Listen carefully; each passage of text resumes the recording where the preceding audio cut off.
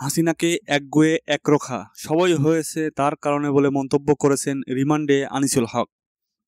DB কার্যালয়ে রিমান্ডকারীর এক প্রশ্নের উত্তরে আনিসুল হক বলেন, সবকিছুর জন্য সাবেক প্রধানমন্ত্রী শেখ হাসিনা ও তার মন্ত্রিসভার কয়েকজন সদস্য দায়ী।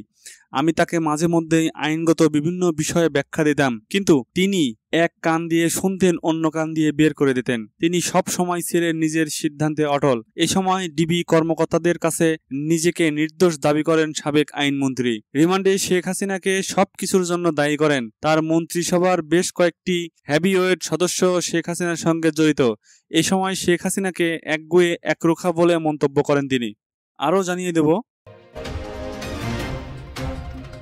শেখ হাসিনাকে দানব বানিয়েছে বাংলাদেশের শাসন পদ্ধতি বলে মন্তব্য করেছেন জিএম কাদের। জাতীয় পার্টির চেয়ারম্যানের বনানীর কার্যালয়ের মিলনায়তনে জাতীয় পেশাজীবী পরিষদ আয়োজিত মত বিনিময় সভায় তিনি একথা বলেন। জাতীয় পার্টির চেয়ারম্যানের প্রেস সেক্রেটারি খন্দকার দেলোয়ার জালালির পাঠানো এক সংবাদ বিজ্ঞপ্তিতে এ তথ্য জানানো হয়েছে। শাসন পদ্ধতি শেখ হাসিনাকে দানব বানিয়েছে বলে মন্তব্য করেছেন জাতীয় পার্টির চেয়ারম্যান গোলাম মোহাম্মদ কাদের। আগামী নির্বাচনের আগেই সংবিধান সহ সকল ক্ষেত্রে প্রয়োজনীয় সংস্কারের দাবি জানিয়েছেন তিনি। আরও জানিয়ে দেব,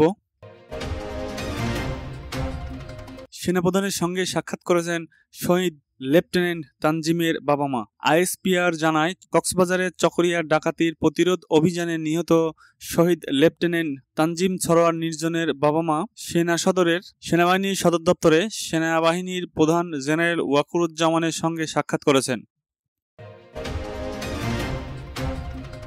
সুপ্রিয় দর্শক, আসসালামু আলাইকুম। এআরপি বার্তা চ্যানেলের পক্ষ থেকে আপনাদের সকলকে স্বাগতম। দেশ এবং দেশের বাইরে থেকে যারা এই মুহূর্তে এই ভিডিওটি দেখছেন তাদের সকলকে আন্তরিক ধন্যবাদ ও শুভেচ্ছা। সুপ্রিয় দর্শক, এতক্ষণ শুনছিলেন সংবাদ শিরোনাম, এখন বিস্তারিত।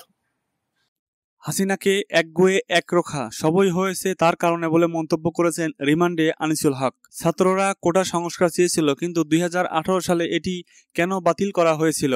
রিমান্ডে এ প্রশ্নটির করা হয় ছাত্র জনতার অভ্যুত্থানে পতিত আওয়ামী লীগ সরকারের আইনমন্ত্রী আনিসুল হককে। সাবেক মন্ত্রী বলেছেন, সবই হয়েছে শুধুমাত্র শেখ হাসিনার রাগ একগুঁয়েমির কারণে। আনিসুলকে রিমান্ডে রাখা দায়িত্বশীল একটি সূত্র থেকে এ তথ্য জানা গেছে। বেশ কয়েকটি মামলায় গ্রেপ্তার হয়েছেন আনিসুল হক। আদালতে তোলার পর তাকে রিমান্ডে পাঠান বিচারক।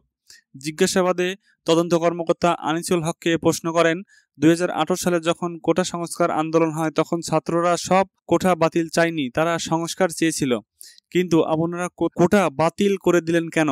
জবাবে আনিসুল হক বলেন, এসব হয়েছে শুধু প্রধানমন্ত্রীর রাগ ও একগুঁয়েমির কারণে। ডিবি কর্মকর্তা আবার প্রশ্ন করেন, প্রধানমন্ত্রী যেহেতু রাগ করে কোটা বাতিল করেছেন, তাই তিনি প্রধানমন্ত্রী হিসেবে তার শপথ ভঙ্গ করেছেন। এটা দেখিয়েই তো আপনি আইনমন্ত্রী হিসেবে পদত্যাগ করতে পারতেন। আনিসুল হক বলেন, শেখ হাসিনার বাইরে যাওয়ার কোনো সুযোগ ছিল না। আপনারা যেমন ঊর্ধ্বতন কর্তৃপক্ষের আদেশ মানতে বাধ্য, আমরা তেমন শেখ হাসিনার আদেশ মানতে বাধ্য ছিলাম। ডিবি কর্মকর্তার প্রশ্ন ছুড়ে বলেন, আপনারা যারা উপদেষ্টা, মন্ত্রী পরিষদ সদস্য ও নেতা ছিলেন, তারা শেখ হাসিনাকে বোঝাতে পারেননি? আপনারা যদি সবাই শেখ হাসিনাকে সঠিক বার্তা দিতেন তাহলে তিনি নিশ্চয়ই বুঝতেন। তারপরও আপনাদের কথা না শুনলে আপনারা কয়েকজন পদত্যাগ করতেন। আনিসুল হক বলেন, আপনারা জানেন না শেখ হাসিনা কত বড় একরোখা মানুষ। শেখ হাসিনাকে দানব বানিয়েছে বাংলাদেশের শাসন পদ্ধতি বলে মন্তব্য করেছেন জিএম কাদের। জিএম কাদের বলেন, বাংলাদেশের শাসন পদ্ধতি শেখ হাসিনাকে দানব বানিয়েছে। আমাদের সংবিধান সরকারকে অসীম ক্ষমতা দেয়। এ কারণেই ভালো নির্বাচনে জনগণের নিরঙ্কুশ সমর্থন পেয়েও একটি রাজনৈতিক দল দানবে পরিণত হতে পারে। বিদ্যমান সংবিধানে দেশের নির্বাহী বিভাগ, আইন বিভাগ, বিচার বিভাগের প্রায় শতভাগই সরকার প্রধানের হাতে থাকে উল্লেখ করে তিনি বলেন, সাংবিধানিক পদগুলো সরকার প্রধানের হাতের মুঠোয়, কারো কাছেই সরকারের জবাবদিহি নেই। এ কারণেই বাংলাদেশের যে কোনো সরকারি দানবে পরিণত হতে পারে। তিনি আরও বলেন, দেশের মানুষ আশা করে অন্তর্বর্তীকালীন সরকার একটি ভালো নির্বাচন উপহার দেবে। আমরা এই ভালো নির্বাচনের আগেই সংবিধান সহ সকল ক্ষেত্রে প্রয়োজনীয় সংস্কার চাই।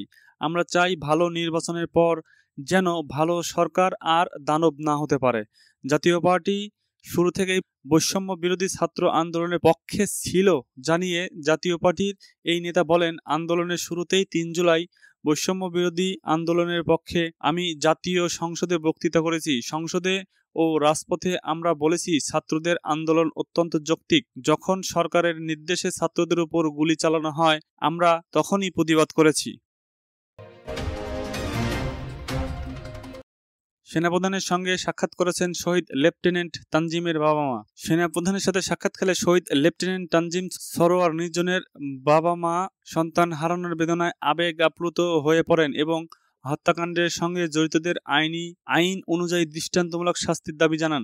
এ ঘটনার সঙ্গে সম্পৃক্ত ৭ জনকে ইতিমধ্যে গ্রেপ্তার করে চকরিয়া থানা পুলিশের কাছে হস্তান্তর পূর্বক সেনাবাহিনীর পক্ষ থেকে চকরিয়া থানায় মামলা দায়ের করা হয়েছে। সেনাবাহিনীর প্রধান শোক সন্তপ্ত পরিবারের প্রতি সমবেদনা জানান এবং এই হত্যাকাণ্ডের সঙ্গে জড়িতদের আইন অনুযায়ী বিচার নিশ্চিতে সর্বপ্রকার সহযোগিতা দেওয়ার অঙ্গীকার করেন। সুপ্রিয় দর্শক, আমাদের এআরপি বার্তা চ্যানেলটি নিয়মিত সর্বশেষ আপডেট নিউজ সম্প্রচার করে থাকে। নিয়মিত আপডেট নিউজ পেতে আমাদের চ্যানেলটিকে সাবস্ক্রাইব করার অনুরোধ থাকলো এবং পাশেই থাকবেন। সুপ্রিয় দর্শক, এই ভিডিওটি ভালো লাগলে অবশ্যই লাইক করুন এবং কমেন্ট বক্সে আপনাদের মূল্যবান মন্তব্য কমেন্ট করে দেবেন। এতক্ষণ সাথে থাকার জন্য আপনাদের সকলকে অসংখ্য ধন্যবাদ।